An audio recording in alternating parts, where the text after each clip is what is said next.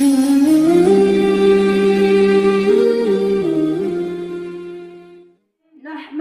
ونصلي على رسوله الكريم أما بعد قال الله تعالى ما كان محمد أبا أحد من رجالكم ولكن رسول الله وخاتم النبيين دنیا صداقت کو ایسا نہ ملا کوئی دنیا صداقت کو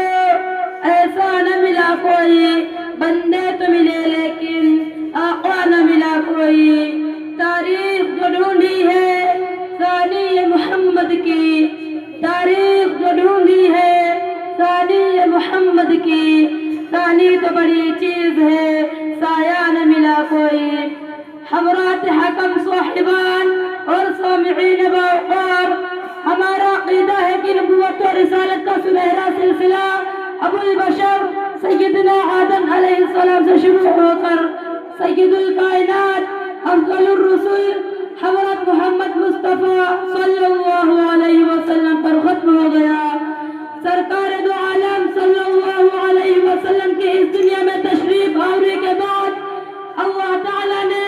نبوت و رسالت کا دروازہ ہمیشہ ہمیشہ کے لیے بند فرما دیا حضرات عقیدہ ختم نبوت کو جاننا اور اس پر ایمان رکھنا اور اس کی حفاظت کرنا ہر مسلمان پر فرض ہے کیونکہ ہمارا عقیدہ ہے کہ آپ صلی اللہ علیہ وسلم کے بعد کوئی نبی نہ آیا ہے اور نہ آئے گا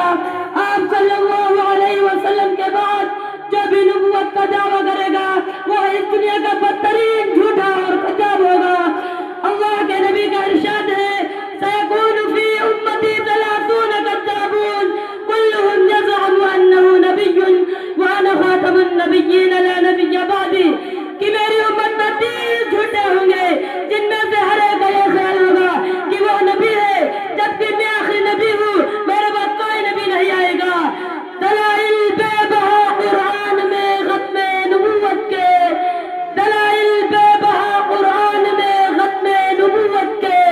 اشارہ بھی تغوہ بھی دلالت بھی عبارت بھی عزیزان غرامی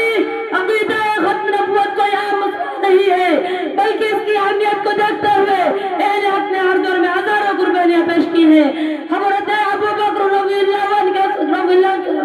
کے دور خلافت سے قائم روشن قربانیوں کا سلسلہ جاری ہے چنانچہ عقیدہ ختم نبوت کو داغدار کرنے کے لیے باطل مسلمہ کذاب کی شکل میں آیا مٹ گیا اسود عنسی کی شکل میں آیا مٹ گیا مغیرہ بن سعید کی شکل میں آیا مٹ گیا بیان بن سمعان کی شکل میں آیا مٹ گیا ہاں عقیدہ ختم نبوت کو مجروح کرنے کے لیے صالح بن طرف آیا اسحاق اخرس آیا استاد خراسانی آیا علی بن محمد خارجی آیا حمدان بن عشق قرمطی آیا علی بن قولی امنی آیا حامیم بن نوہ آیا عبدالعزیز بازندی آیا ابو طیب احمد بن حسن المتنبی آیا بایزید روشن جالندری آیا سب میں سب مٹ گئے ان کا کوئی نام و نشان تک باقی نہ رہا سامعین باتنقین موجودہ دور میں عقیدہ ختم نبوت کو مسمارون ہدم کرنے کے لیے قادیانیت شکیلیت اور گوہر شاہی جیسے فتنے جنم لے رہے ہیں ان کو نیست و نابود کرنے کے لیے ہمیں کھل کر میدان میں آنا ہوگا اور عقیدہ ختم نبوت کا تحفظ کرنا ہوگا سامعین